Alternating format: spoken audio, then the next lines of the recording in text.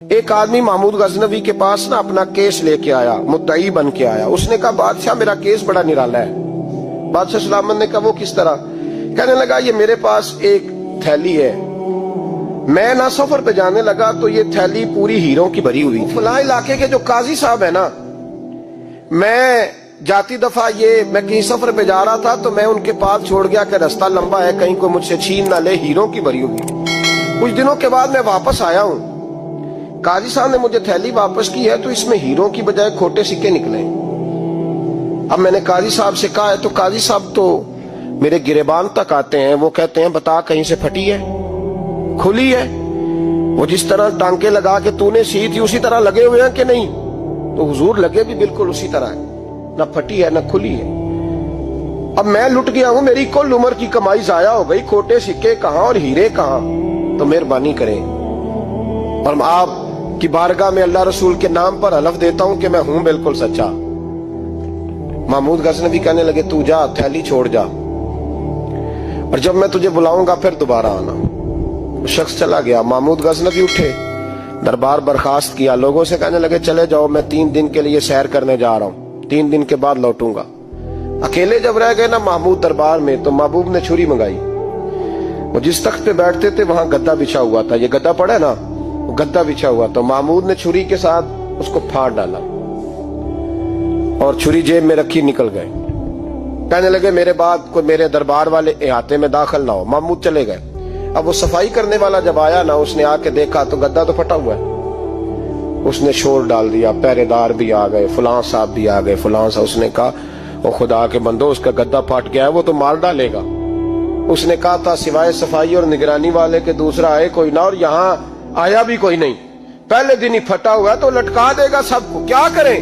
شور ہو گیا، سارے دربار کے ملازمین اکٹھے ہو گئے۔ ایک بندہ بولا، کہنے لگا فکر نہ کرو، میں کیسے بندے کو جانتا ہوں، اس طرح سیے گا کہ جس نے پھاڑا ہوگا اسے بھی پتہ نہیں چلے گا کہاں سے پھٹا تھا، ایسا بہترین رفو کرے گا کہ پتہ بھی۔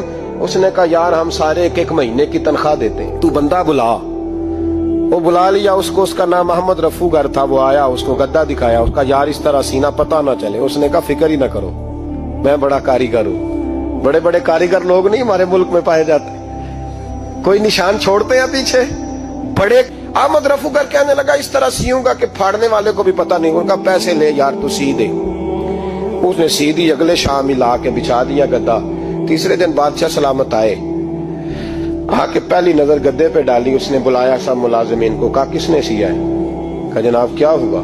کہا یہ پھٹا ہوا تھا۔ کس نے؟ کہا نہیں پھٹا ہی نہیں۔ وہ کہنے لگے بنو بات، میں خود پھاڑ کے گیا تھا، تو بتاؤ صحیح سیا کس نے ہے؟ کہا جناب آپ پھاڑ کے گئے تھے تو بتایا کیوں نہیں؟ فرمانے لگے اسی لیے تو بتایا نہیں تھا کہ تم خود تحقیق کر لو، بلاؤ بتاؤ سیا کس نے۔ تو بلا لیا، احمد رفو گر آ گیا۔ اس کو جب بلا کے سامنے بادشاہ کھڑا کیا، کہا بھئی تو نے سیا ہے؟ کہنے لگا حضور آپ کے سارے ملازم کٹھے ہو کے آئے تھے، میری غلطی کوئی نہیں۔ کہا نہیں یار تو بڑا کاریگر ہے، میں نے اپنے ہاتھ سے پھاڑا تھا پر مجھے بھی نہیں پتا چل رہا کہاں سے پھٹا تھا۔ اچھا یہ بتا یہ تھیلی جو ہے یہ بھی تو نے سی تھی؟ اس نے کہا جی آپ کے خادم کا ہی کارنامہ ہے، وہ فلانے علاقے کے قاضی صاحب آئے تھے، اس میں سے ہیرے نکال کے تو کھوٹے سکے بھرے تھے، تو مجھے بھی تھوڑا سا حصہ ملا تھا۔ محمود نے سارے گواہ بھی اکٹھے کر لیے، ثبوت بھی اکٹھے کر لیے۔ پھر قاضی کو بلایا، پہلے سارے ثبوت اور گواہ کیس حل کر لیا۔ پھر ہمارے ہاں یہ حال ہوتا ہے کہ مدعی 2-3 ہفتے کے بعد خود ہی ہاتھ باندھ جاتا ہے، کہنا تسی میری جان چھڈو، مجرم پھڑو پاوے نہ پڑھو۔ وہ کہتا ہے مجھے معافی دو، میں رہا۔ ظلم ہے نا، ظلم۔ محمود غزنوی نے کہا قاضی صاحب آپ سے غلطی ہو گئی، غریب آدمی تھا، وہ لٹ گیا ہے، اس نے تو بڑی مشکل سے کچھ ہیرے جمع کیے تھے اور اس کی کل کائنات تھی، تو آپ اس کا مال اسے دے دیں، بات ختم۔ قاضی صاحب کہنے لگے آپ مجھ پہ الزام لگا رہے ہیں، سوال ہی نہیں پیدا ہوتا، آپ میری داڑھی دیکھیں، آپ میرا اعزاز دیکھیں، دنیا جانتی ہے میں اس کا۔ قاضی صاحب انسان بھول ہی جاتا ہے، بندہ بھول جاتا ہے، غلطی ہوگی، مال نے کہا نہیں سبق۔ کہا میں تنہائی میں پوچھ رہا ہوں، میں اس وقت پوچھ رہا ہوں جب دوسرا موجود کوئی نہیں، آج توبہ کر لے، میں کچھ نہیں کہوں گا، تو میری زبان پہ اعتبار کر، تجھے پتا ہے میں جو کہتا ہوں اس پہ عمل بھی کرتا ہوں، باز آ جا۔ پر قاضی نے کہا نہیں میری غلطی کوئی نہیں۔ محمود نے پھر بڑے دربار میں بلا لیا، مجمع عام میں۔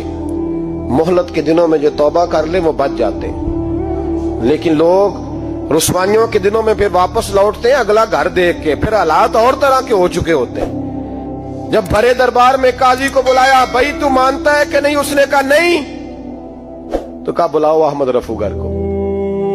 जब अहमद रफूगर आया तो बूढ़े काजी की टांगें कांपने लगी, जुमले टूटने लगे, लफ्ज जमीन पर गिरने लगे, बात सही नहीं होती, जुबान लड़खड़ाने लगी। महमूद कहने लगे, काजी मैंने तुझे कहा था वहां मान जा बात, अब भरे दरबार में बोल। तो जब काजी साहब की गर्दन खुद ब खुद झुक गई तो दुनिया समझ गई। कहा निकल जा मेरे दरबार से। महमूद बोले निकल जा, इतनी तुझे इज्जत दी, इतनी बड़ी तनख्वाह दी, काजी बनाया, और ये छोटी सी रकम के लिए, थोड़ी सी रकम के लिए तो बददियानत हो गया, चल चला जा, निकल। काजी दरबार से निकला तो लोग लानतें बरसाने लगे। कल जो दुकानें छोड़ के सलूट करने आते थे वो कहने लगे इसकी उम्र देखो, इसके काम देखो, देखो इसने क्या किया। घर गया, बच्चे जिनके लिए पाप कमाया था, जिन्ना ली तू पाप कमाए हुन किथे नहीं हो तेरे घर दे। वो बच्चे कहने लगे अब्बा जी हम तो स्कूल मदरसा जाने के काबिल नहीं रहे, उम्मीद थी कि बीवी साथ देगी।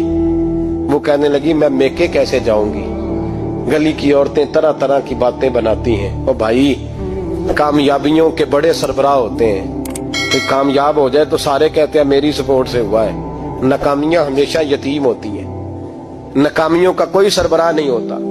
जब तक तो काजी था तो बड़े बात थी, हर बंदा कहता था रिश्तेदार है, और रुसवाई हो गई तो वो तेरी आंख हो या संगे मलामत की चुभन। कौन पहुंचा है मेरे दर्द की गहराई तक, दौरे शोहरत में तो यारों ने किया याद बहुत, साथ आया ना कोई कूचे रुसवाई तक। और मियाँ साहब कहने लगे सारी उम्र ही आटा गुद्दा है, मैं लखा कीते नहीं पेड़े, अब वक्त आया ही ते मोहम्मद बख्शा कोई नहीं हूं बैठा नेड़े। हालात ही बदल गए। काजी खामोशी से अंदर चला गया, अपनी रुसवाई समेट के बिस्तर पे लेटा। न रोटी की भूख लगी, न पानी की प्यास लगी, न नींद आई, सारी रात तड़पता रहा। सवेरे घर वालों ने दरवाजा खोला तो रूह परवास कर गई थी, दुनिया छोड़ गया। हजरत अबू नूर अलैहिर्रहमा बोले, फरमाने लगे याद रखो कभी बददियानती ना करना, कभी। ये तो महमूद गजनवी की अदालत थी, कयामत में रब करीम की अदालत लगेगी।